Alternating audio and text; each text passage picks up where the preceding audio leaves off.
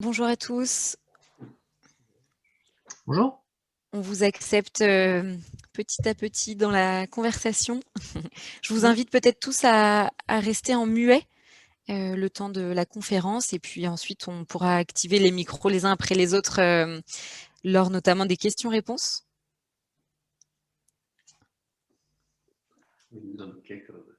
Ok.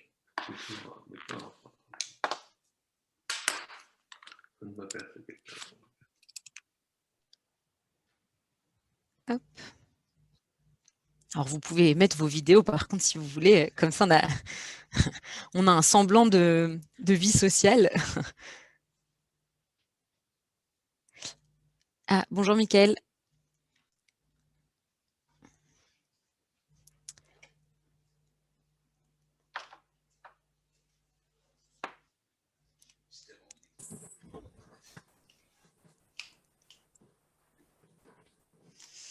Hop. Alors on finit d'ajouter tout le monde, d'accepter tout le monde dans la conversation. Est-ce que Diane, vous m'entendez? Là, c'est bon, Mickaël, on vous entend. Donc, nos experts de la table ronde sont tous présents. C'est une bonne chose. Les auditeurs se connectent petit à petit. Mais je pense qu'on va pouvoir débuter pour pouvoir tenir les délais. Donc, merci à tous d'être présents aujourd'hui pour écouter cette 6e conférence du cycle de conférences qu'on a lancé il y a 1 an maintenant avec DreamAct, qui s'appelle « Les vrais du faux de la conso ». L'enjeu est de questionner des sujets de consommation responsable qui parfois mènent à des pratiques de greenwashing quand la vision est trop simpliste et trop simplifiée. Et aujourd'hui, on avait envie de questionner l'importation asiatique sous cette thématique du coup de Made in Asia, est-ce si grave? Voilà. Alors pour commencer, c'est vrai que il y a tout un tas de risques et de dérives de la production intensive à l'autre bout de la planète sont nombreux. Ouvriers mal payés, ouvriers non syndiqués, ouvriers en mauvaise santé, l'impact carbone des transports, la pollution des eaux, le travail forcé. Bref, tous ces risques sont nombreux. La transparence est d'autant plus compliquée que le nombre d'intermédiaires est élevé et que la production est lointaine. Et dans le même temps, ce qui nous a donné envie quand même de questionner cette question d'un Made in Asia responsable, c'est que nous invitions ici en France, il y a 3 ans maintenant, une ouvrière textile bengalaise, le Bangladesh étant l'atelier textile du monde maintenant, qui exposait au travers de son film dont elle était l'héroïne principale, qui s'appelle Made in Bangladesh. Elle exposait son combat pour être syndiquée et obtenir de meilleures conditions de travail. Et elle a conclu la conférence en nous disant s'il vous plaît, vous, consommateurs français, européens, exigez de la transparence et le respect des êtres humains et de la planète sur toute la chaîne de production quand vous achetez un produit. Mais surtout, s'il vous plaît, ne boycottez surtout pas le Made in Bangladesh, parce que sinon, mon combat sera vain et les ouvrières comme moi se retrouveront demain sans emploi et sans solution. Et c'est vrai que ces 60 millions de travailleurs asiatiques, rien que dans l'industrie textile, qui se retrouveraient sans emploi si demain nous boycottions le Made in Asie dans le textile. Alors chez DreamAct, notre position, elle est claire depuis le début. On privilégie bien sûr la production locale, mais on ne propose ni boycott et surtout pas d'idées raccourcies. Pas de décision hâtive et démago, pas de voilà, le Made in China, le Bangladesh, le Made in Indien font partie du paysage DreamAct, mais pas dans n'importe quelles conditions, bien entendu. Et c'est ces conditions qu'on avait envie de partager avec vous aujourd'hui. Que regarder avant d'acheter un produit asiatique? Quels risques sociaux et environnementaux éviter? Quel type de produit fait sens à ne pas acheter de manière importée? Quel type de produit devons-nous absolument privilégier en Made in France? Et le Made in Asia responsable est-il vraiment possible? Voilà, c'est autant de sujets que nous aborderons avec nos invités sous un angle assez textile aujourd'hui, mais ces sujets en fait valent pour beaucoup de secteurs, dans l'objet média comme dans la consommation en général. Et comme d'habitude, je suis vraiment désolée, mais vous sortirez pas de cette conférence avec des réponses tout établies, mais plutôt avec une nouvelle façon de questionner les étiquettes, je dirais. Parce que nous, on en est convaincus, consommer responsable, c'est pas consommer les yeux fermés. Et il y a malheureusement pas de réponse si facile. Donc, nos invités aujourd'hui, nous avons donc Clémence Calzanori, directrice conseil RSE et partie prenante chez Greenflex, accompagnée de Claire de Haute-Cloque, qui est consultante senior entreprise et droits de l'homme chez Greenflex également. Donc, Greenflex, c'est une entreprise qui accompagne les territoires et les entreprises dans une transition environnementale et sociale. Nous avons Panam Balam Nan, fondateur de l'entreprise Philinde. Philinde, c'est un fabricant de sacs écologiques en coton et toile de jute qui sont réalisés dans leur propre atelier familial en Inde et personnalisés en région parisienne. Nous avons Éric Boel, gérant des tissages de Charlieu. Les tissages de Charlieu, c'est une entreprise créée il y a longtemps maintenant, en 1967, qui se situe sur un site dédié au textile depuis le début du XXe siècle. C'est un fabricant de tissus jacquard vendu sur le marché de la mode, notamment sous forme d'étole et de tote bag, mais aussi de tissus d'ameublement et de tissus techniques.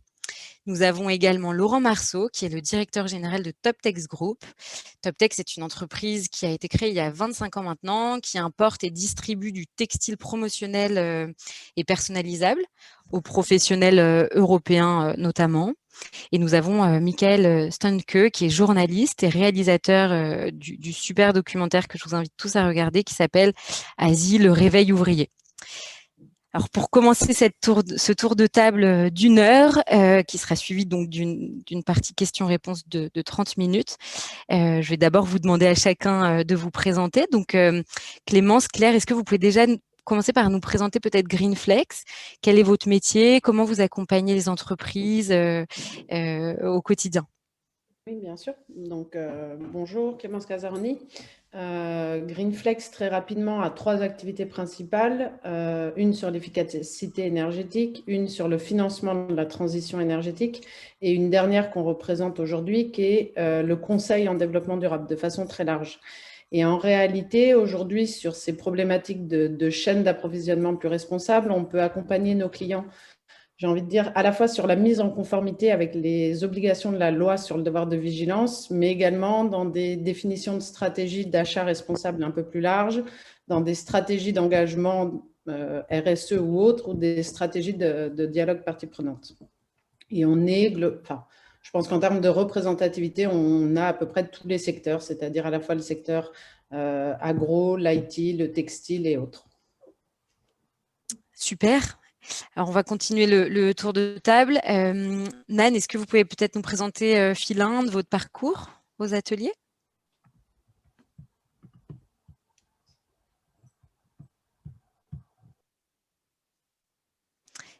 Je crois qu'il y a toujours votre micro, Nan.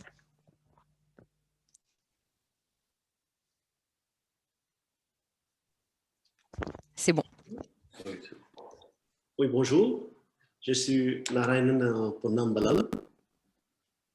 Vous pouvez entendre? Oui, c'est bon. Oui, c'est bon. OK. Je suis co-gérant de Philinde. C'est mon associé, Diaman Sundaramurthy.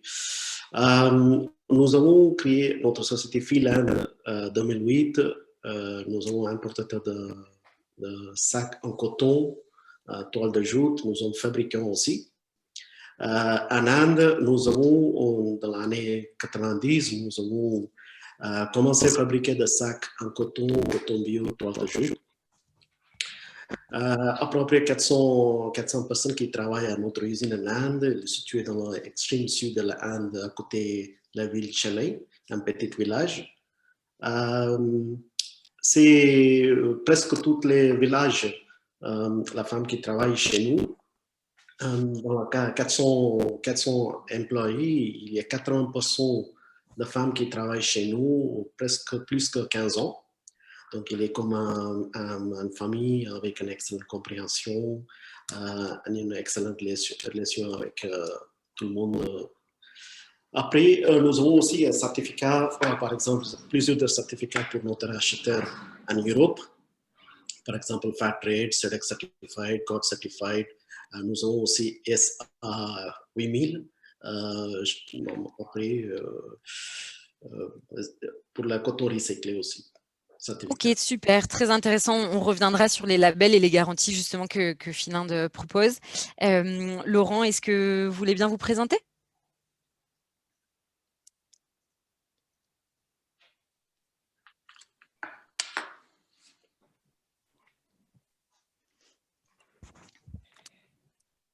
Laurent, attention, vous n'avez pas votre micro. Voilà, c'est bon.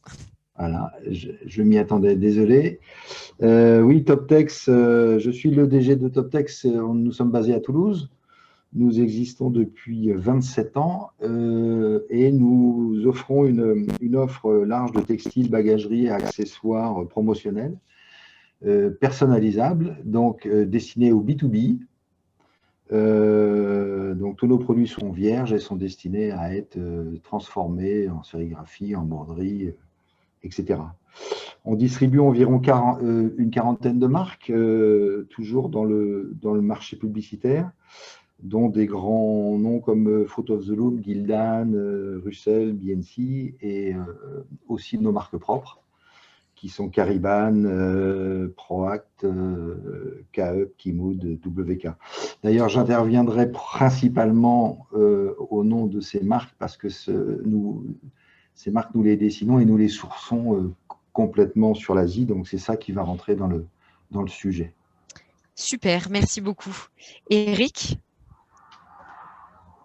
Bonjour, donc je m'appelle Eric Boel, je m'occupe d'une société qui s'appelle Les Tissages de Charlieu et notre mission, la mission que nous sommes donnée, cette société, comme tu l'as dit, est sur ce site depuis 1902 et notre mission est de prouver que nous sommes capables de produire en France des textiles qui sont accessibles au plus grand nombre et qui sont créatifs, qui contribuent à la décarbonation de notre filière, qui sont des supports de développement de l'économie circulaire et qui contribuent à sauvegarder et à développer des savoir-faire et des emplois en France. Super, merci beaucoup Eric. Et puis pour finir, Michael, est-ce que vous pouvez vous présenter et puis peut-être commencer cette table ronde en nous présentant un petit peu plus votre reportage? Oui, bonjour, je m'appelle Michael Stang, je suis journaliste depuis une vingtaine d'années. Actuellement, je suis journaliste rédacteur en chef dans une société de production qui s'appelle Babel Doc. J'ai passé en fait 8 ans en Asie, 4 ans à Pékin, j'étais le correspondant de RFI dans les années 2000, puis à Hong Kong, où j'étais le correspondant de France 24, puis ensuite réalisateur freelance. Durant ces années passées en Asie, en Chine en particulier, c'est à travers de nombreux reportages et de nombreux déplacements que je me suis intéressé bien évidemment à la question ouvrière et donc à la question des conditions ouvrières dans plusieurs pays, notamment en Chine évidemment, mais pas uniquement, également au Cambodge, au Vietnam et puis au Bangladesh. Il se trouve que à cette époque, c'est-à-dire on était on était en 2009-2010, hein, c'était une dizaine d'années, en me rendant au Cambodge d'abord pour un reportage qui n'avait rien à voir avec les ouvrières du textile, je me suis aperçu tout simplement que je me suis retrouvé à un moment dans un quartier de Phnom Penh, en banlieue de Phnom Penh, où des centaines et des centaines de femmes montaient dans des camions et partaient au travail, donc dans des usines de textile. Bon, l'image était assez forte parce qu'elles étaient toutes habillées de la même manière avec un fichu dans les cheveux. Vous pouvez imaginer, pour ceux qui connaissent en tout cas, qu'en voyant ces centaines de femmes, je me suis évidemment, comme tout le monde, comme n'importe qui, posé la question où vont-elles, comment travaillent-elles, dans quelles conditions et pourquoi. C'est là que j'ai décidé donc en fait de réaliser ce documentaire et de comprendre en fait comment vivaient ces ouvrières, et puis de remonter un petit peu en Chine, et puis de comprendre comment, en fait, dans toute cette partie de l'Asie, le Made in China ou le Made in Asia fonctionnait.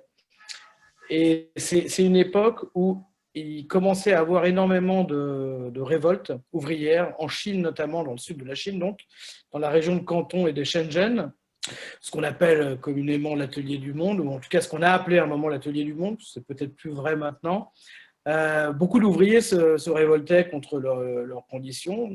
En Europe, on n'était pas forcément au courant, puisque la plupart de ces révoltes étaient évidemment réprimées assez rapidement, ou en tout cas étouffées assez rapidement par le régime chinois et par les autorités locales de ces lieux-là. Et puis, dans la même année, il y a eu des révoltes aussi au Cambodge, justement, ces ouvrières du textile qui se mettaient en grève. On a eu ça aussi au Bangladesh. C'est là que je me suis dit, bon, il y a un vrai sujet en effet à faire, plus qu'un sujet, c'est pourquoi maintenant, qu'est-ce qui se passe-t-il? Est-ce que c'est une question de cadence? Est-ce que c'est une question de délocalisation? Est-ce que c'est une question de situation sociale et économique plus globale? Et donc j'ai commencé à enquêter. Voilà. C'est comme ça que j'ai démarré en fait ce projet documentaire. Très intéressant. Alors, on va mettre les pieds dans le plat tout de suite, hein. Clémence, Claire, concrètement, fabriquer en Asie, c'est quoi les risques? C'est quoi les risques identifiés sur lesquels vous accompagnez du coup vos clients?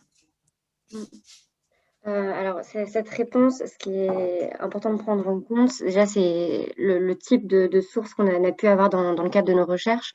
C'est-à-dire que dans nos recherches sur ces questions-là, on a comme parti pris de ne pas se centrer uniquement sur les sources institutionnelles, mais également d'aller chercher la perception de la société civile sur ces risques-là. Et donc, c'est pour ça qu'on se base beaucoup sur des informations issues de la presse, issues de documentaires ou issues de rapports de la part d'ONG. Mais c'est sûr que c'est des risques qui sont assez compliqués à documenter parce il n'existe pas une carte statique où on peut trouver vraiment l'intégralité de ces risques documentés de manière égale selon les régions avec des informations extrêmement à jour. Et donc, on va avoir parfois un petit peu cette situation complexe où on va avoir des sources parfois de 2018 ou de 2019 sans l'information précise, que c'est des choses qui se produisent toujours aujourd'hui et c'est toute la difficulté des sources qu'on peut avoir pour nos recherches.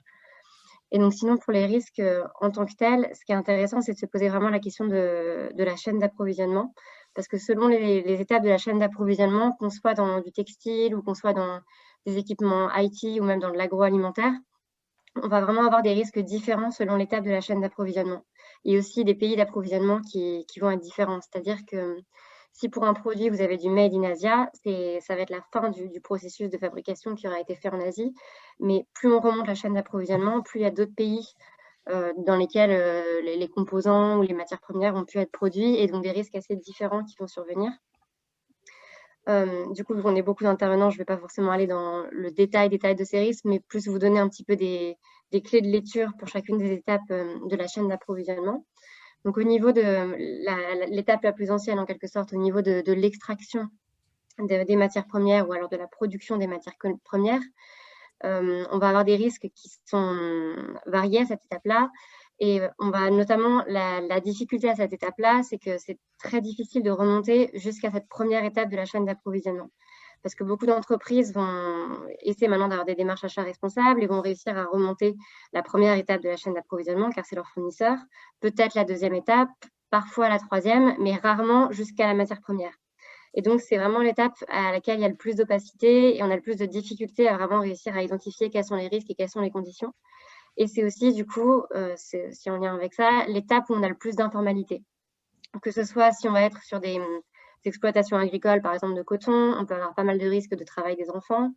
Si on est sur, par exemple, des mines artisanales, on peut aussi avoir beaucoup de risques en termes de sécurité des travailleurs et puis là aussi, pas mal de risques de travail des enfants.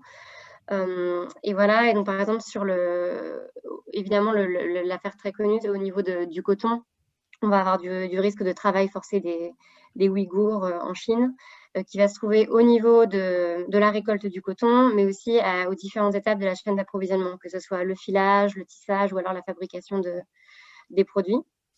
Donc ça, c'est le type de risque qu'on peut avoir au niveau de l'extraction et de la production. Ensuite, au niveau de la fabrication, on est sur des risques un peu différents parce que donc là, ça va plutôt être du travail dans des usines. Donc, ça va être tout le risque relatif au travail dans ces usines-là. Ce qu'on a pu remarquer dans beaucoup de rapports qu'on a pu lire, c'est un risque relatif à l'importance cadence du travail qu'on va avoir. Notamment, ça avait été très documenté sur les usines de textile au Bangladesh, mais aussi sur des usines pour des équipements électriques et électroniques en Malaisie ou en Chine.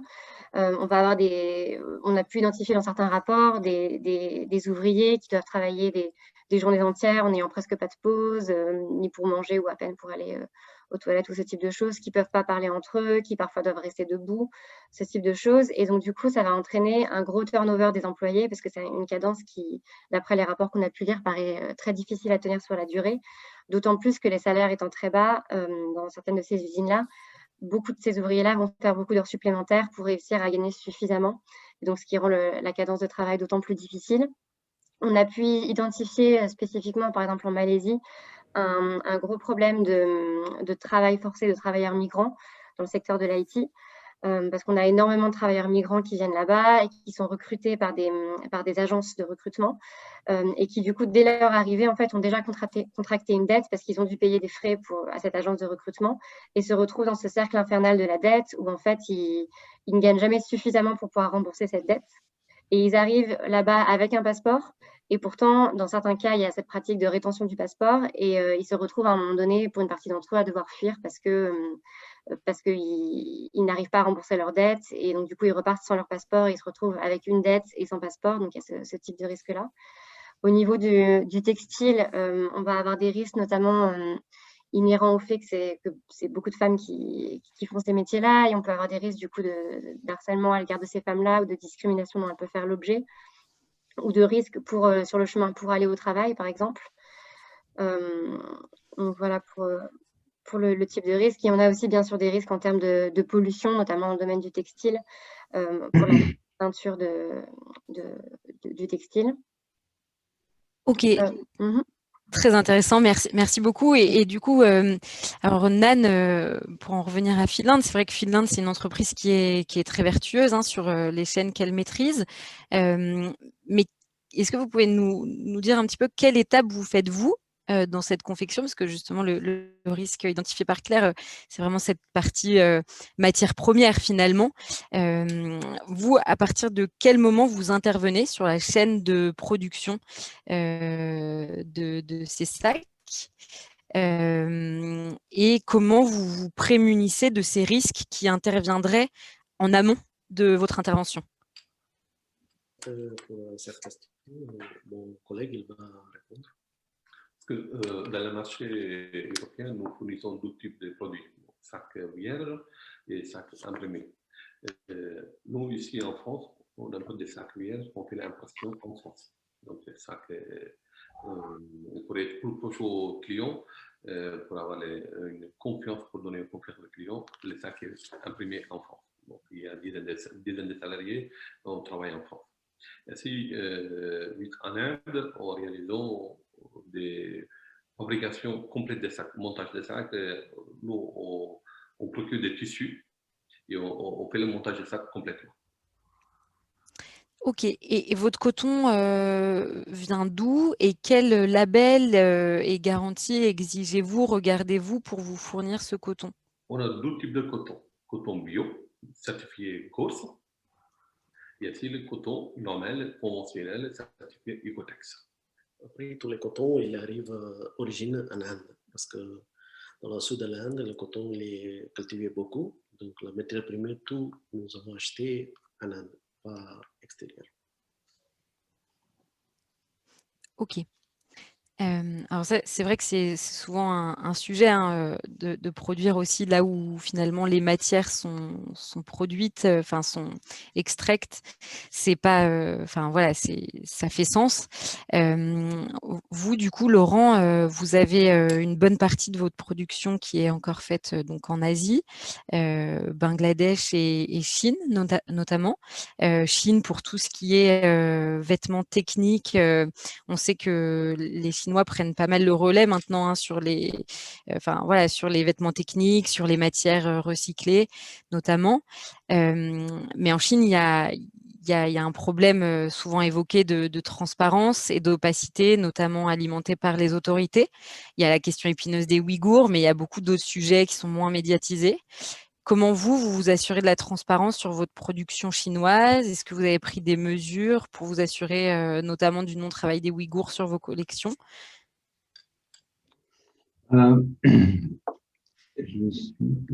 Normalement, alors nous avons 70% maintenant de nos productions, là je parle de nos marques propres, 70% de la production vient du Bangladesh. On a de la Chine, on a du Pakistan, on a de l'Inde et de la Turquie. D'abord, je vais d'abord parler du Bangladesh parce que c'est la source principale.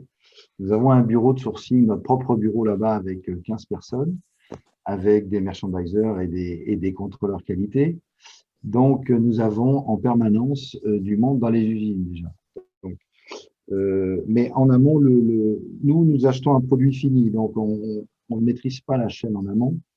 On fait confiance à l'usine pour nous donner ce qu'on attend, notamment en termes de certificats. J'en parlerai après.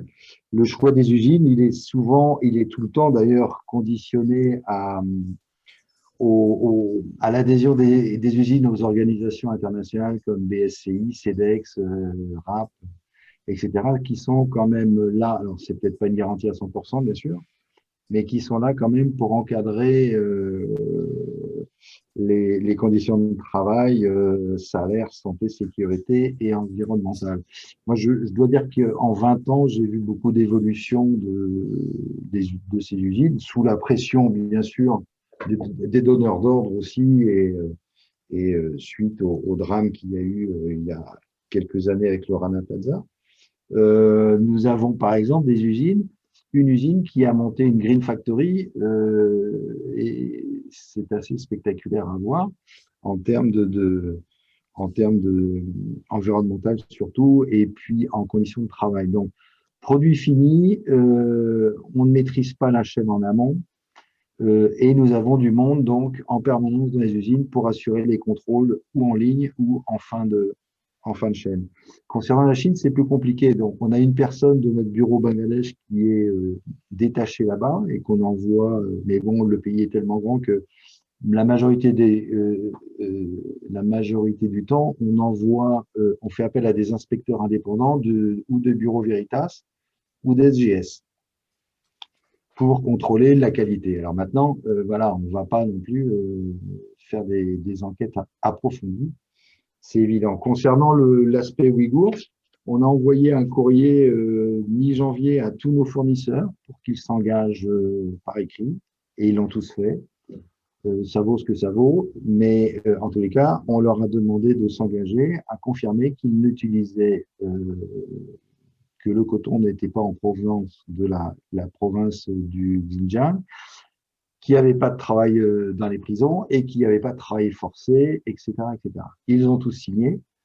Même les organisations importantes comme BSCI et CEDEX, pour le moment, sont en train de travailler à intégrer ce process de vérification.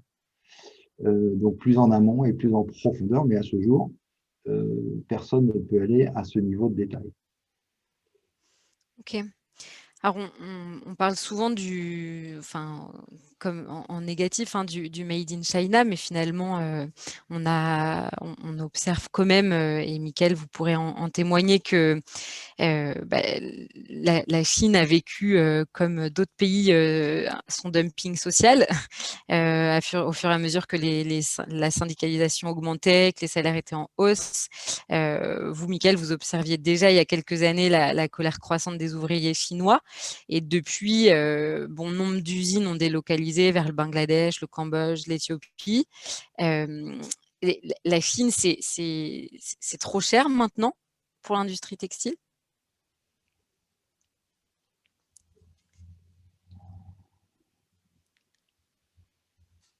Je crois qu'il y a encore, vous avez votre micro désactivé.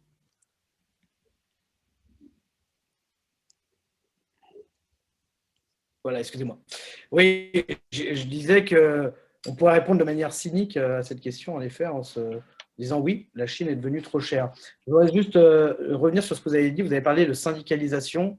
Le syndicalisme n'existe pas en Chine. Il faut être très clair là-dessus. Contrairement au Bangladesh, où il y a de réels syndicats, alors, plus ou moins libres, mais en tout cas de réels syndicats, qui est inféodé au Parti communiste chinois. Donc il n'y a aucune liberté syndicale en Chine. Voilà. Autant il y a une évolution sur les salaires, bien sûr. Il y a eu une augmentation de salaire ces 15 dernières années. Elle était évidente tout simplement parce que les ont eu, et ça a fait augmenter dans tout le sud de la Chine des augmentations de salaire. Mais en termes de liberté syndicale, il faut être très clair, c'est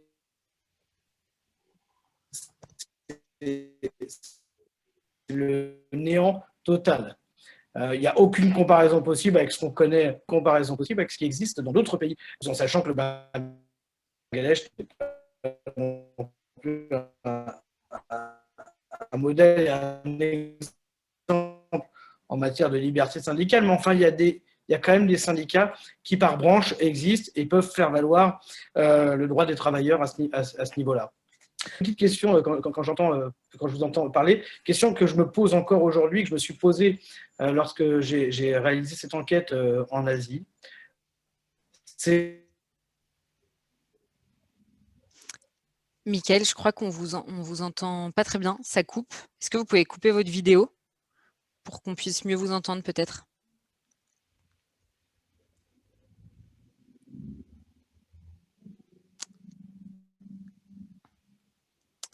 Vous m'entendez? Excusez-moi, ma connexion est instable. Est-ce que vous m'entendez? Là, on vous entend. Allô? Peut-être désactiver votre vidéo? Oui. Alors,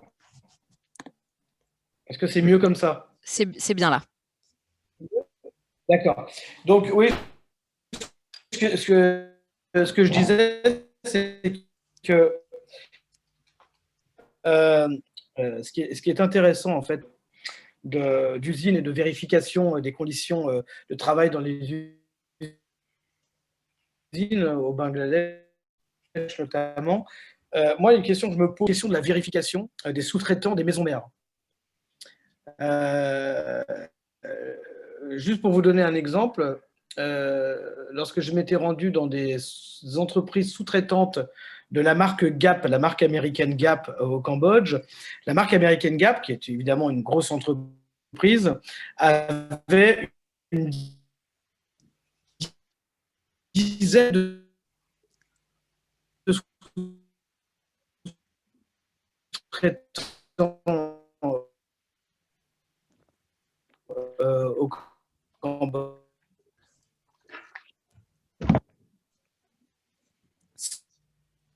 Si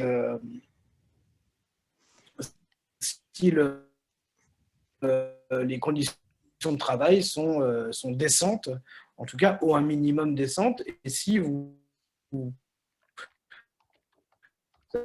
avez un moyen de contrôle sur le management de ces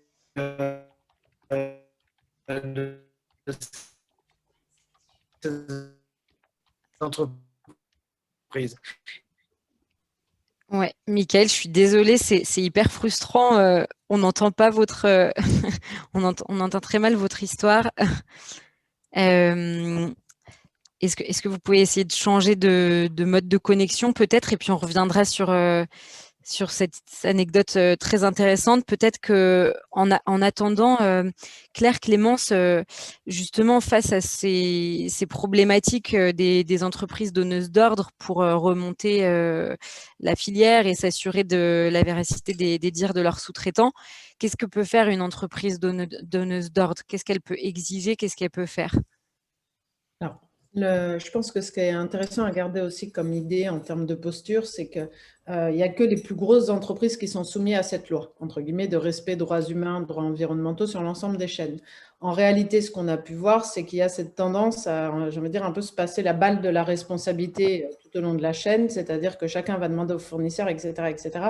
Et au final, est-ce que c'est les plus petits ou les moins structurés qui sont le mieux, enfin les plus à même de pouvoir y répondre? Ça pose une question, et ça pose du coup aussi une question en termes de responsabilité de ces grosses entreprises. Nous, ce qu'on met en avant, c'est surtout des approches concertées. Et c'est l'intérêt j'ai envie de dire, de le faire avec tout ce qui va relever des mécanismes de dialogue de parties prenantes. Les mécanismes concertés, qu'est-ce que ça veut dire? C'est-à-dire qu'y compris sur la cartographie de vos risques, et qui est la première étape qu'on demanderait à toute entreprise, c'est de dire déjà, est-ce que vous avez la vision à 360 des risques qui pourraient concerner vos activités?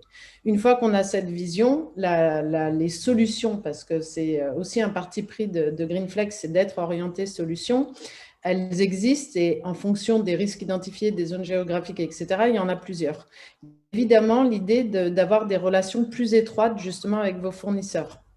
Donc, il y a le côté un peu réglementaire qui est questionnaire, audit, et on les a évoqués à l'instant, qui peuvent être BSCI, CEDEX, ICS, etc. Il y a aussi les visites de terrain. Il y a évidemment le suivi de la mise en œuvre des plans d'action sur le terrain. Mais il faut aussi, j'ai envie de dire, embarquer vos fournisseurs dans cette logique de respect des droits humains et des droits environnementaux. C'est-à-dire leur faire prendre conscience. Justement, on évoquait des nouvelles pressions sociétales, de pourquoi ça devient important, pourquoi ça pourrait remettre en cause justement les produits, j'ai envie de dire, au moment de l'acte d'achat, etc. Il y a des initiatives sectorielles multipartites, c'est-à-dire qu'en réalité, Claire l'évoquait très bien, il y a un moment où l'entreprise seule a du mal à apporter des solutions parce qu'il y a une forme d'opacité au niveau de la chaîne, parce qu'elle n'a pas, j'ai envie de dire, en termes d'influence, l'influence nécessaire pour réellement changer la situation. Et là, on l'a vu, par exemple, on avait eu le Better Cotton Initiative, on a eu le Responsible Mining Initiative, on a toutes ces initiatives qui permettent aux entreprises, j'ai envie de dire, de s'unir pour essayer d'apporter des solutions. On a également les partenariats avec des acteurs de terrain, notamment avec le secteur associatif, les ONG ou autres, qui elles aussi peuvent apporter un nouveau regard et peut-être apporter des solutions plus opérationnelles. Il y a, j'ai envie de dire, de façon un petit peu plus institutionnelle, tous les accords cadres internationaux qui permettent de renforcer aussi ces sujets-là. Et en réalité, je pense qu'il pourrait y en avoir beaucoup d'autres. Mais il y a vraiment l'idée de se dire, je m'appuie sur le cadre réglementaire parce que c'est le minimum et ça devient un prérequis. Et j'accompagne mes fournisseurs à être compliant avec ce cadre, c'est-à-dire que je ne leur repasse pas la responsabilité en disant sinon je vous sors de ma chaîne, mais j'essaie d'en faire, j'ai envie de dire, dans une logique d'amélioration continue, un élément de la relation fournisseur, et tout ce qui va relever, j'ai envie de dire, de l'expertise d'acteurs sociétaux, acteurs de terrain, qui peuvent venir apporter des solutions sur ces sujets-là. Et c'est très intéressant, c'est aussi valable peut-être tout ce que vous dites sur une production plus locale. Hein. Justement, Eric, moi j'aimerais revenir sur ça. Je ne sais pas si vous avez tous vu le reportage très intéressant d'Arte récemment sur la fast fashion qui montrait l'esclavagisme moderne qui peut aussi être à nos portes, en l'occurrence à Lancaster. Eric, comment on s'en prémunit finalement de ce risque-là qui peut aussi être en local? Oui, après c'est toujours la mesure du risque.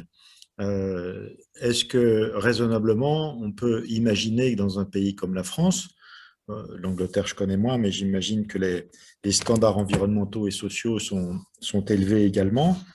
En tout cas, je parle de la France, qui est un pays que, évidemment, je connais, dans lequel on travaille et dans lequel nous avons notre entreprise, qui est des patrons voyous. Statistiquement, c'est clair qu'il y en a en France, en Angleterre et dans tous les pays du monde. On a une législation qui a mis des siècles et qui s'est durcie au fil des années, des décennies et des siècles pour arriver aujourd'hui à des standards environnementaux et sociaux qui sont parmi les plus exigeants de la planète. C'est clair. Le risque zéro n'existe pas, c'est également clair, mais c'est bien évident que statistiquement, nous avons une administration en France, et on le sait bien puisqu'on a des prélèvements obligatoires qui sont qui sont les plus élevés de la planète et qui sont liés évidemment à à un système qui est très protecteur.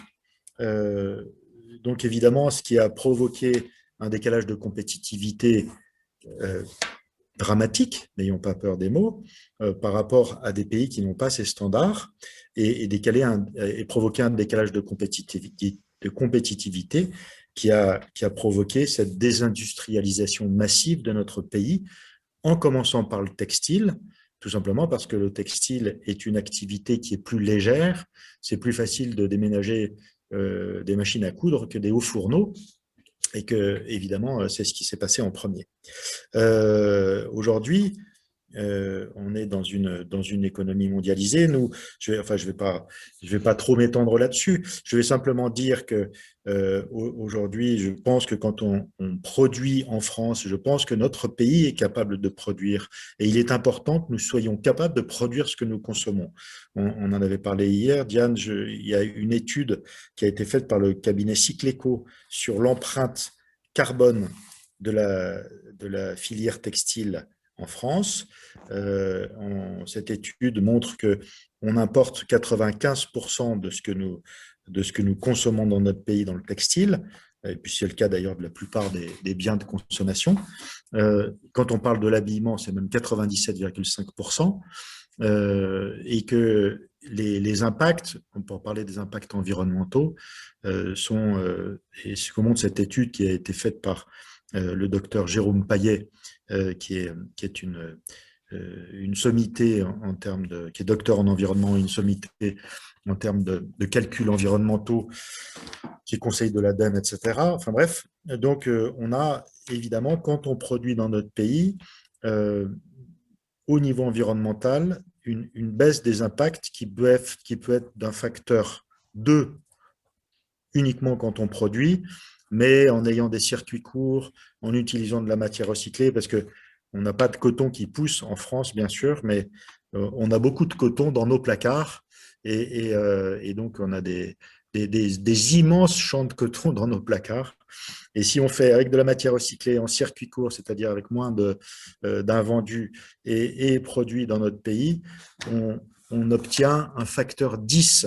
C'est ce que nous avons sur nos tote bags, où on divise à peu près d'un facteur 9 les émissions carbone de l'empreinte carbone plus exactement de nos tote bags fabriqués en matière recyclée dans notre usine de Charlieu, en contravers avec de l'énergie hydroélectrique par rapport au même sac qui serait fabriqué en Chine par exemple. Donc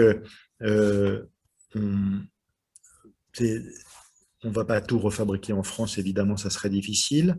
Évidemment, comme tu le disais tout à l'heure, il faut faire attention à ce que nous faisons, c'est-à-dire il faut que nous avancions vers une économie qui soit vertueuse et qui fasse du bien aux hommes.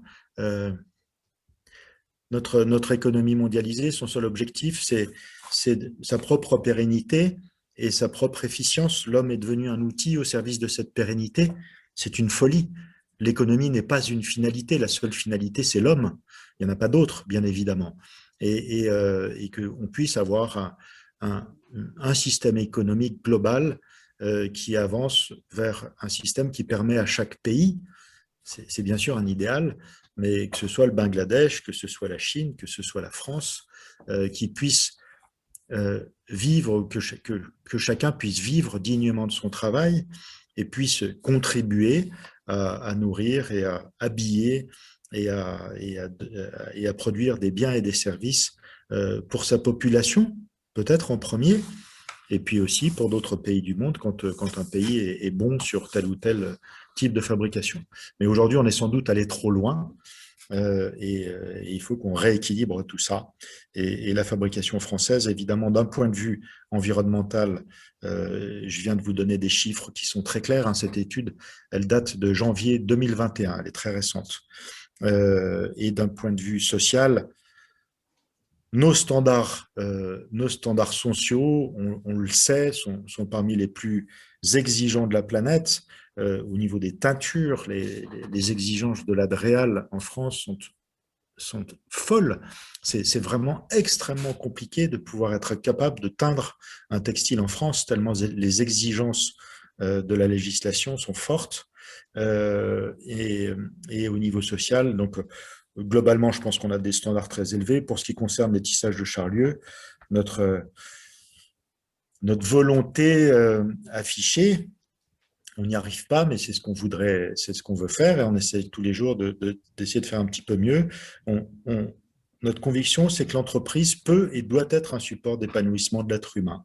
C'est ça son métier premier. Et si on le fait bien, et si on arrive à faire que les gens puissent s'épanouir dans leur plénitude d'être humain, donc non seulement évidemment en ayant un salaire digne, mais également donc pas uniquement dans leur savoir-faire, mais dans leur savoir-être ensemble et dans leurs engagements, c'est-à-dire dans leur plénitude d'être humain. L'entreprise peut être un support de développement de l'être humain. On pense qu'on aura, on servira l'homme et on servira mieux nos clients si on est sur ce chemin-là. Donc c'est un chemin qui n'a pas de but, parce qu'on n'arrivera jamais à être parfait, bien sûr, mais en tout cas, ce qu'il y a de sûr, c'est que tous les jours, on a envie de se lever le matin en se disant on va essayer de faire un petit peu mieux qu'hier pour que notre entreprise fasse du bien, quoi. C'est très intéressant. Et alors, cette prise de conscience, notamment environnementale, vous mène, notamment Philinde, Toptex, à rapatrier une partie de vos productions en France. Ça fait partie pour tous les deux de vos grands projets 2021, déjà initiés l'année dernière. Hein, mais concrètement, il y a vos volontés et puis il y a aussi le pouvoir qu'on a, nous, consommateurs, qu'on soit acheteurs d'objets médias ou consommateurs citoyens, j'ai envie de dire, quand on sait que les prix varient de 1 à 10 sur une pièce textile fabriquée en Asie ou en France, il y a certainement un rôle aussi qu'on doit jouer, nous, consommateurs, peut-être sur notre rapport au prix juste, qui considère toute la filière. Vous, Laurent, qu'est-ce que vous observez? Qu'est-ce qu'il faudrait changer, nous, dans notre façon d'acheter pour que vous puissiez intensifier votre production en France et en Europe? Est-ce que notre changement de comportement d'achat peut vous aider à rapatrier tout ça, ou de toute façon, on ne peut pas se passer de l'Asie sur la capacité de production, sur les matières, sur les savoir-faire? Ma question s'adresse à Laurent, mais après à Nan aussi. Je pense que là, on touche le vrai problème. Le premier problème, on a lancé en début 2020, on a voulu lancer un t-shirt Made in France, donc, qui est fait à côté de chez nous, là, à Castres, où 80, sauf le coton, bien sûr, comme le disait Eric. Tout est fait d'une façon très proche et en France. La première problématique, c'est que l'atelier ne trouve pas de couturière. Premier problème, on leur a demandé, lors de la désindustrialisation, on s'est séparé des couturières, elles ont fait un autre métier et maintenant c'est effectivement la croix et la bannière pour retrouver des couturières. Première chose. Deuxième chose, c'est l'efficacité, la productivité. On se rend compte que, par exemple, l'atelier qu'on utilise me fournit 5000 t-shirts par mois. Et j'en vends, quand j'en vends 10 000, j'en vends 4 millions sur l'Asie. Donc, il y a ce premier problème de production, de productivité, de réactivité. Donc, on veut le faire, mais ça va passer par, je pense, la réorganisation de filières de formation, de sensibilisation auprès des jeunes, de revaloriser un peu ce métier-là. Il y aura aussi certainement la robotisation des machines. Voilà, fabriquer un t-shirt, je pense que dans quelques années, ce sera fait automatiquement. Et en début d'année, on a aussi souhaité, pour rester cohérent dans cette démarche éco-responsable où On a fait aussi, on a lancé du bio depuis 3 ans. Enfin bon, on fait du recyclé, du coton recyclé, du polyester recyclé. Et pour rester cohérent, on s'est dit, tiens, on va essayer de relancer une collection Made in Europe. Donc, on a sélectionné plusieurs produits par pays, que ce soit Italie, Espagne, Portugal, par exemple. Et voilà, pour démarrer une offre. Mais au bout du compte, le vrai problème, c'est ce que vous disiez, Dial, c'est l'attitude du consommateur. Dans mon métier, dans le B2B, les gens ne sont pas prêts à acheter 5, 8, 9, 10 fois plus cher. Et Oui. c'est le problème de fond. Alors, je ne parle pas du retail, là, je ne parle pas de Primark et d'H&M, hein, où vous pouvez acheter 10 t-shirts pour 5 euros. Mais on a le même problème. On a le même problème tant que les acheteurs ne sont pas prêts à valoriser le fait que voilà, ce soit fait en France ou ce soit fait en Europe, eh ben, vous avez un problème parce que vous ne vendez pas. Oui. Nan, pour continuer sur cette question, vous, qu'est-ce que vous avez décidé de rapatrier en France et pourquoi? La demande dans le marché, d'abord, nous avons commencé avec stocker ici en France. Après, par rapport à la demande, nous avons fait un atelier sérigraphie pour faire le marquage en France. Après, cette année, nous avons décidé pour faire un atelier en France pour fabriquer le sac en France. Donc, il y a deux options. Une, je peux prendre la marchandise, le tissu en Inde, ici. Après, nous pouvons faire le laying, couper, marquage, coudre tout en France. Ça, une option. La deuxième option, peut-être, je peux acheter le tissu ici, peut-être avec M. Eric Boel. Donc, ça aussi, parce que nous avons, à mon avis, fin 2021, nous pouvons commencer notre atelier pour fabriquer le sac en France avec un petit atelier juste pour commencer avec juste 10 personnes. Donc, par rapport au marché, nous pouvons diversifier un petit peu, expansion par rapport à l'atelier. Ça, c'est notre idée. Après, en Inde, nous avons plus que 30 ans, nous sommes dans ce domaine. Nous avons fait que le sac, rien d'autre.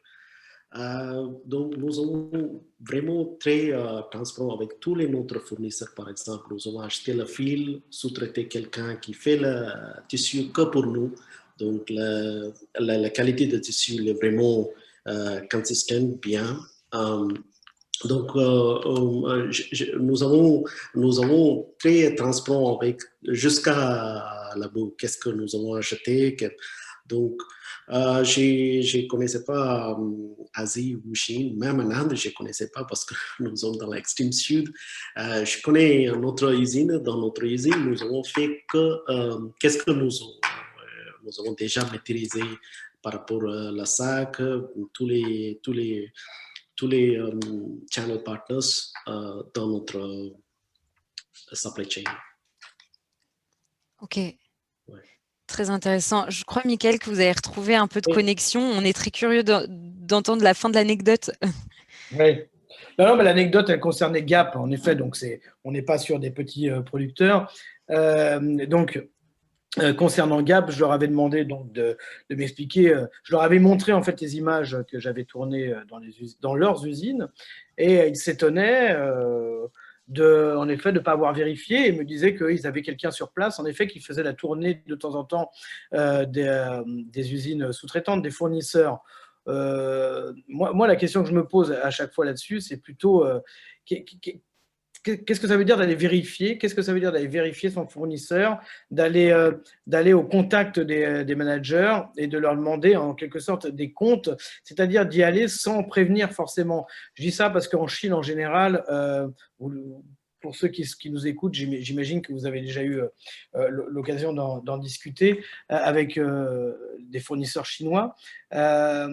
il n'y a jamais de visite impromptue d'inspecteurs du travail. Il n'y a jamais de visite de personnes qui vont arriver dans une usine pour pouvoir vérifier ce qui s'y passe. Du coup, tout est toujours évidemment anticipé. Et du coup, j'avais rencontré beaucoup d'entrepreneurs français qui me disaient non, mais quand je vais vérifier moi ce qui se passe dans mes usines, il n'y a aucun souci, les chaînes de travail sont respectées, le temps de travail est respecté, les pauses sont respectées, etc., etc. Oui, évidemment, sauf que tout ça est respecté dans le temps où la personne vient vérifier, et ça j'ai pu le voir. En effet, beaucoup de managers en Chine savent faire. Beaucoup d'inspecteurs chinois sont souvent rémunérés pour venir justement dans les usines et faire un bon rapport sur ces usines. Je suis un peu négatif sur tout ça, mais j'ai vu tellement dans ces usines-là de faux, de mensonges, dans des usines qui concernaient souvent des entrepreneurs français d'ailleurs, hein, ou européens en tout cas, que j'ai du mal à comprendre qu'est-ce qu'on pourrait mettre en place, qu'est-ce qu'on devrait mettre en place pour imposer une vérification chez certains fournisseurs. Tous ne sont pas comme ça, bien entendu, hein, mais chez certains fournisseurs, notamment lorsqu'il s'agit de fournisseurs chinois.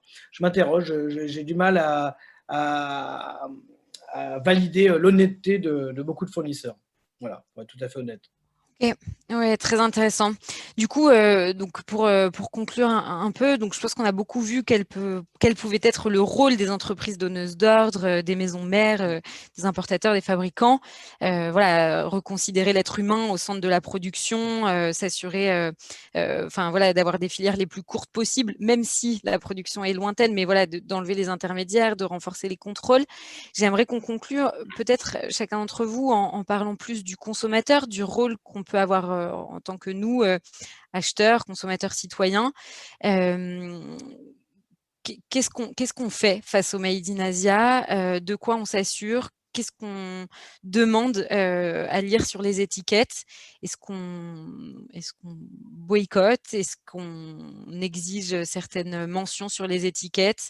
Voilà, Claire, Clémence, est-ce que vous avez un premier élément de réponse peut-être à nous apporter? Oui, bien sûr. Déjà, moi, je suis assez alignée avec ce que vient de dire Michael, et c'est pour ça que nous, on passe notamment par les retours, les rapports d'acteurs de la société civile, notamment des ONG, parce qu'en réalité, même si les audits sont là pour fixer un cadre et faire prendre conscience qu'il existe des attentes sur ça, ils ne reflètent pas la réalité, et ça fait longtemps que tout le monde le dit, donc je partage assez. Après, je pense qu'en tant que consommateur, on a tous à se placer aussi dans en situation de responsabilité, et pas de juste quelqu'un a justement assumé cette responsabilité et donc je peux le mettre de côté. C'est-à-dire, c'est pas parce qu'il y a forcément justement telle ou telle indication que c'est bien ou c'est mal. Est-ce que je prends le temps moi-même de me documenter sur ces sujets? Est-ce que je prends le temps de me poser les bonnes questions? Est-ce que je regarde? Est-ce que j'en fais un point ou un critère important dans mon acte d'achat? Et quelque chose dont on n'a pas parlé ici, mais qui me semble aussi important, est-ce que je me pose la question de la fin de vie aussi de tous ces articles? C'est-à-dire, est-ce qu'il existe une seconde vie pour ces articles? Est-ce que je peux les remettre en circuit? Et ça, c'est de la responsabilité aussi directe d'un consommateur. Donc, je pense qu'il faut justement faire prendre conscience que l'acte d'achat est un acte de pouvoir et un acte de responsabilité, et que chacun se positionne par rapport à sa propre éthique, ses propres engagements, pour savoir ce qu'il va vouloir défendre, ce qu'il va vouloir creuser. Je ne sais pas si Claire, tu as d'autres points. Oui, peut-être pour compléter, c'est sûr que ça reste compliqué d'arriver à suffisamment bien s'informer et avoir ces informations-là même quand on est justement conscient qu'on veut utiliser cet acte d'achat comme un acte un peu militant. Mais il y a quand même de plus en plus d'outils, parce qu'il y a de plus en plus de labels qu'on peut retrouver sur certains produits, des labels spécifiques justement à chaque type de produit. Et on a aussi par exemple des applications quand on est là pour le coup le dernier consommateur dans des supermarchés par exemple, des applications comme Buy or Not, où on peut scanner par exemple le produit et voir s'il y a eu des campagnes ou des scandales relatifs à cette entreprise-là. Donc, au fur et à mesure qu'il y a cette prise de conscience de la part du consommateur, il y a aussi de plus en plus d'outils qui se développent pour aider à la prise de décision là-dessus. Okay, très intéressant. Laurent, comment on vous aide, nous, consommateurs, acheteurs, à intensifier votre production en France et en Europe? Qu'est-ce qu'on doit changer? Écoutez, de toute façon, c'est plutôt à nous d'avoir une offre de plus en plus complète. Je pense que plus il y aura de produits, plus le message sera passé et marketé, plus j'imagine il y aura des gens comme vous ou des revendeurs d'objets médias. Il y en a qui sont déjà beaucoup plus sensibilisés.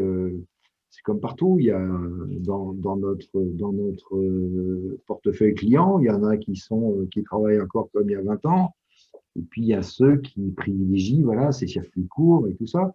Et encore une fois, qui sont prêts à mettre le prix. Nous, on est prêt à jouer tous les jeux et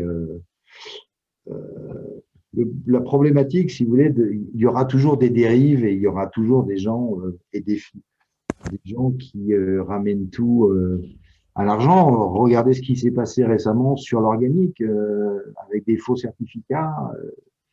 Voilà, on se retrouve à ce jour avec donc entre la problématique ouïghour, entre les faux certificats de coton bio. On se retrouve avec un prix du coton qui a augmenté de 70%. Je fais quoi demain? J'augmente mes prix de 50% sur mes t-shirts organiques. Vous pensez que je vais les vendre? Non. Donc, il y a toute cette problématique-là, je pense, et ça va pas être ça, mais je pense que la tendance de fond quand même de nos clients et les attentes de nos clients c'est ce qui rend les choses un petit peu encourageantes, c'est que c'est une lame de fond. Donc, on va continuer là-dedans. Et puis, ça prendra le temps que ça prendra. Ok, super. Et pour conclure, peut-être, Eric, vous êtes confiant sur cette réindustrialisation textile française ou On y c'est croit comme des irréversible? furieux. On y croit comme des furieux. On a le consommateur, évidemment, a un rôle extrêmement important. Et ce sur quoi on milite aujourd'hui, c'est qu'on ait un affichage qui soit simple et qui donne, en fait, dans le textile, et particulièrement dans le textile, on a une opacité totale, puisqu'en Europe, le Made in n'est pas obligatoire. Donc, on a créé en Europe, avec 5 pays, donc Belgique, Italie, Espagne, Portugal et France, une étiquette qui s'appelle l'étiquette éthique European Textile Identity Card et qui donne les 5 grandes étapes de fabrication d'un textile, c'est-à-dire matière première, filature, tissage, tricotage, ennoblissement et confection. Et que simplement que ces étapes soient marquées.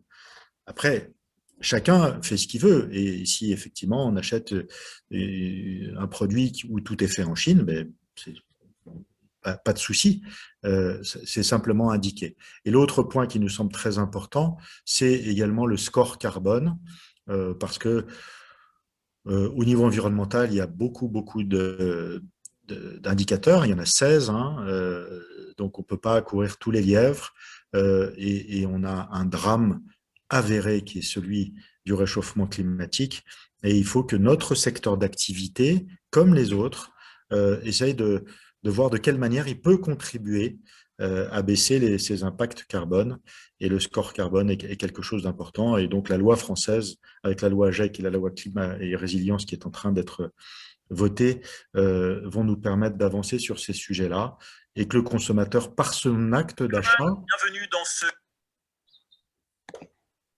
par son acte d'achat, cette semaine en second. Pardon. Par son acte d'achat, puisse effectivement contribuer à améliorer ces indicateurs, etc. Et je terminerai juste par rapport aux consommateurs. Notre civilisation consumériste a engendré un système où l'achat plaisir est la norme. L'achat plaisir nourrit notre ego et nourrit pas notre âme. L'intelligence se nourrit de ce qu'elle reçoit, le cœur de ce qu'il donne. Et effectivement, le consommateur, aujourd'hui, est en train d'évoluer vers un acte d'achat qui est non seulement d'acheter pour se faire plaisir, mais également acheter pour faire du bien. Et quand il fait ça, même s'il y a un surcoût, il y a une dimension dans cet achat qui lui permet de grandir. Et je pense que c'est important. Et je terminerai juste par un point quand tu disais, Diane, et ce chiffre que les rapports sont de 1 à 10 entre le prix Asie et le prix France, et ce qui est évidemment terrible, parce qu'à 10, le consommateur, il a beau avoir envie de faire du bien, il a évidemment un budget qui est restreint.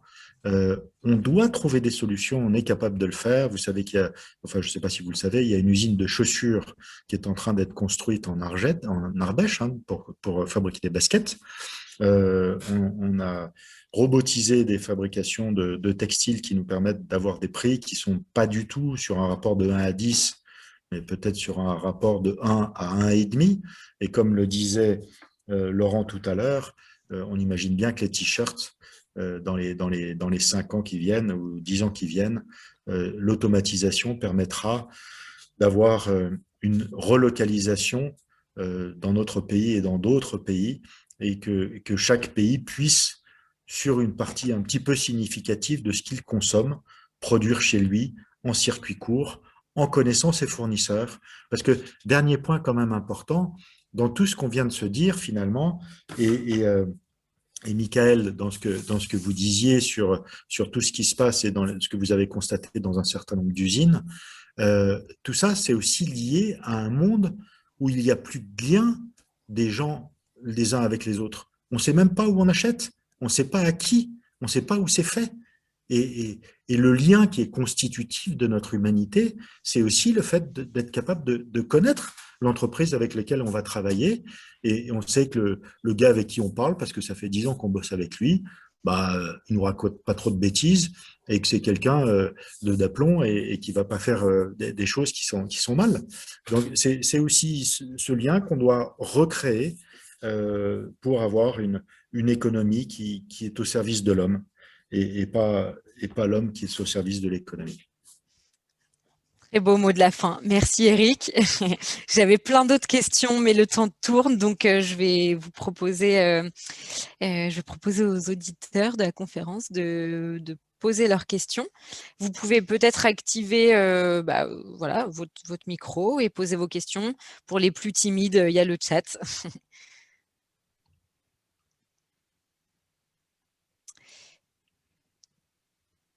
Alors,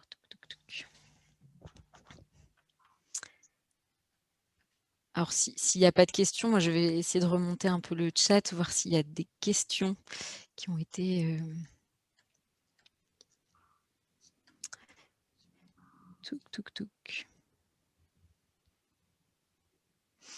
Alors, il y avait une question de BYW. Est-ce qu'on peut donner des exemples de bonnes pratiques projets pour sensibiliser les fournisseurs? Je pense que c'était une question qui s'adressait peut-être plutôt à Greenflex. Oui. Oui, bien sûr. Je pense qu'on en a parlé ici. Il y a en théorie les grands principes et en pratique. Les grands principes qui peuvent permettre justement d'avancer, c'est ce qu'on vient de discuter, c'est-à-dire envisager d'avoir peut-être moins de fournisseurs pour être en mesure de construire des relations plus étroites. Accepter aussi que s'il y a des exigences supplémentaires, il faudra payer plus cher. Donc, en fait, c'est nos pratiques de consommation qui sont à revoir en parallèle. Et après, j'ai envie de dire, sur la forme, c'est s'inscrire dans une logique de partenariat peut-être plus que de sanctions, au moins dans un premier temps. Et donc, ça veut dire quoi en termes de bonnes pratiques? Ça veut dire impliquer les fournisseurs en amont dans la cartographie des risques, c'est-à-dire là, vous pouvez les faire participer, les consulter, au-delà des audits, c'est-à-dire ne pas être dans le contrôle, mais dans justement cette construction ensemble de cette cartographie. Vous pouvez construire les feuilles de route avec eux. Vous pouvez faire des formations justement sur la feuille de route ou sur le référentiel d'audit ou comment atteindre les objectifs. Vous pouvez faire le suivi des plans d'action correctifs avec eux.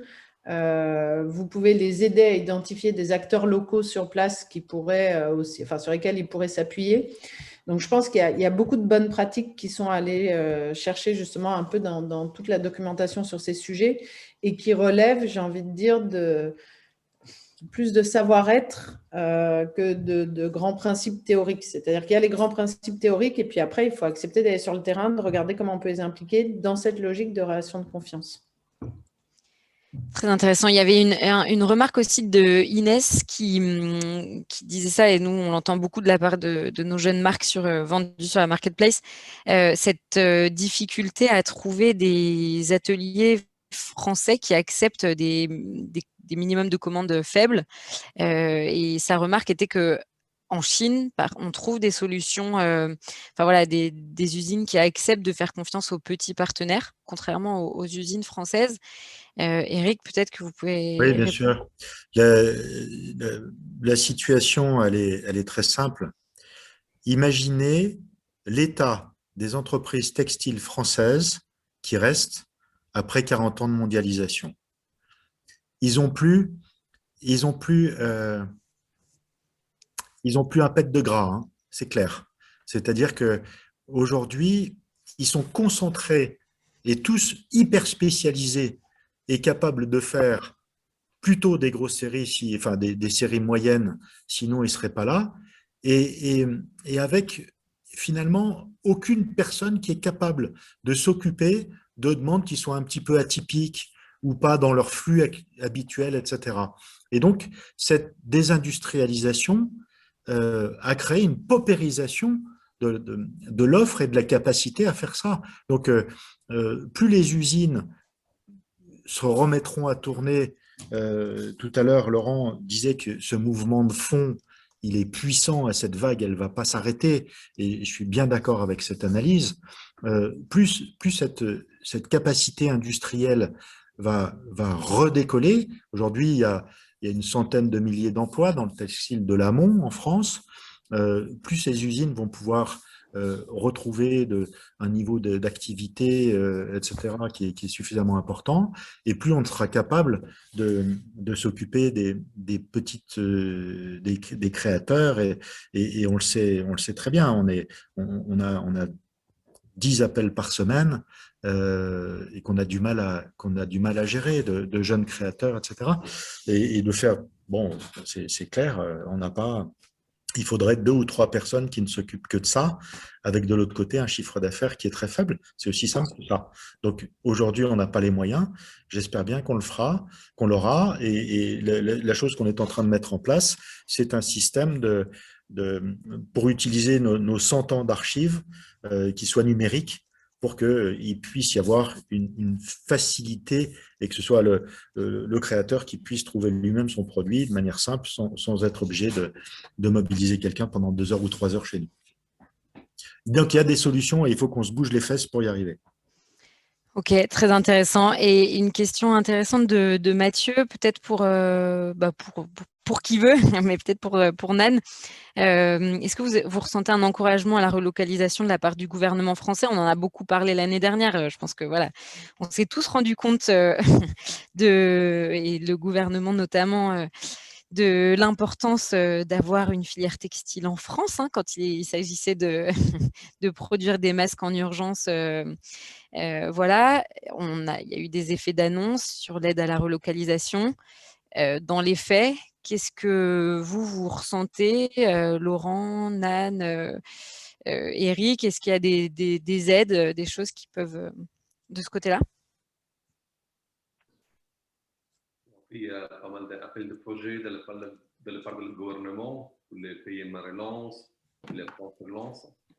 Et bon, comme toujours, il est lourd le dossier à gérer. Nous, Finlande va candidater pour ces projets-là pour les ateliers de Made in France. Okay. Oui, bah, l'État, effectivement, cette vertu au moins de la Covid a été cette prise de conscience le 16 mars dernier, quand il y a un an, quand le président Macron a dit nous avons perdu notre souveraineté industrielle. Et aujourd'hui, clairement, le plan de relance qui concerne pour beaucoup l'industrie est très bien et très important. Et continuons là-dessus. Et on a mis 40 ans à démolir notre industrie qui ne fait plus que 10% de notre PIB. Et ça ne va pas se faire en un jour, mais c'est important que nous puissions le faire. Un pays sans industrie ne peut pas fonctionner. Super. Où peut-on trouver plus d'infos sur l'European Identity Card? Peut-être Clémence, Claire? Là, je ne suis pas sûre que la question soit pour nous. Ou je ne suis pas sûre de la comprendre, sinon, pardon. Oui, pareil, je ne crois pas qu'on l'ait mentionné, en tout cas, dans notre présentation. Non, c'est moi qui l'ai mentionné, la éthique European Textile Identity Card. En Oui. fait, cette carte d'identité européenne sera déployée à partir de 2021, cette année.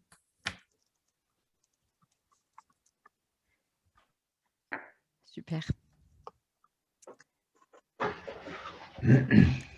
Ok. Eh ben, merci beaucoup à tous. S'il n'y a pas d'autres questions, je pense qu'on va pouvoir conclure cette table ronde. On fera, comme d'habitude, un petit résumé de cette conférence qu'on vous enverra et qu'on mettra en ligne donc, sur DreamAct. Voilà, avec notamment les liens vers les différents sites des partenaires et le documentaire de Michael. Donc voilà, merci à tous pour votre participation. Bon appétit et puis bon début de confinement. Merci à vous. Merci, à bientôt. Merci. Au revoir. Merci Diane d'avoir organisé ça. Merci beaucoup.